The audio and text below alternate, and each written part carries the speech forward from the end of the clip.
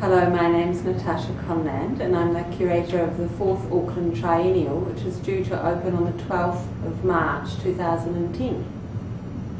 So the Triennial was initiated in 2000 as an attempt to give some focus around international contemporary exhibitions in New Zealand specifically, and while giving accent and focus and discussion around what's interesting and unique to New Zealand contemporary art, it was also, of course, an opportunity to put that conversation into dialogue with global art practices. And what's unique about the Auckland Triennial as opposed to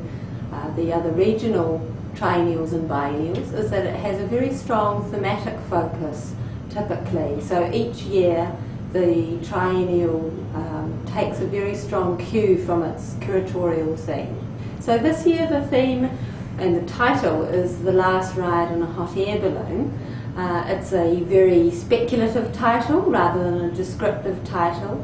and it refers to a topic of interest of mine, which is around exploring the ongoing relationship between adventure and risk-taking in contemporary art today. Some of the things that I was trying to achieve this year with the Triennial was a sense of its roaming space across the city of Auckland. It's historically been a partnered exhibition between contemporary art spaces in the city and activating those spaces during the time of the Triennial. But I really wanted this time a sense that it was creating a sense of pathways across the central area of Auckland, and in a way unifying that route or that walk through the city. And in a way the idea of the walk or the travel to art is very important for a theme which is examining what adventure means and characteristically what we aspire to when we think of adventure, and on the other side what are some of the latent risks associated with that topic. So in keeping with the strongly focused thematic guide, it's quite typical also with the Auckland Triennial that the selection of artists, rather than ranging broadly around the world, is quite deliberately related to the topic. And this year there's more of a focus than there has been in previous years on what I'm calling the lateral axis between Asia and the Middle East. And it's part of my interest in the relationship that the north and southern hemispheres have with each other, and in a way trying to rearrange that by creating a sense of the historic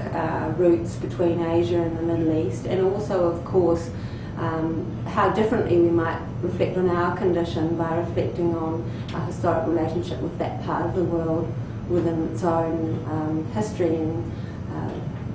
discussion base. Naturally, there's also a really strong focus on contemporary New Zealand art, and both senior practitioners who've made new work for the Triennial and also a selection of really promising younger artists who have work that specifically engages some thematic areas which I'm interested in the subject, and particularly this idea of how materials themselves can provide routes into adventure or exploration, as opposed to that more modern notion of travelling the globe. How do we travel within our own space, within our studio, within the environment immediately to hand, and without causing direct impact on our environment and on our economies. So I think one point of departure for this year's Triennial is going to be the fact that the works in the exhibition will be very open-ended. There'll be a sense that when you move through the spaces of the exhibition, you're not walking through so much a thesis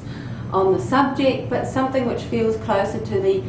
intangible experience of art and what that's like for the viewer, how confronting that might be, how exciting or stimulating that might be. A lot of the experiences are actually driven via a kinesthetic experience. It's quite a sculptural presence in this Triennial. There's also quite an acoustic presence in this Triennial, and overall I think it should feel, the visitor should feel that sense that they are indeed, without using a cliche, exploring the terrain of exhibition making.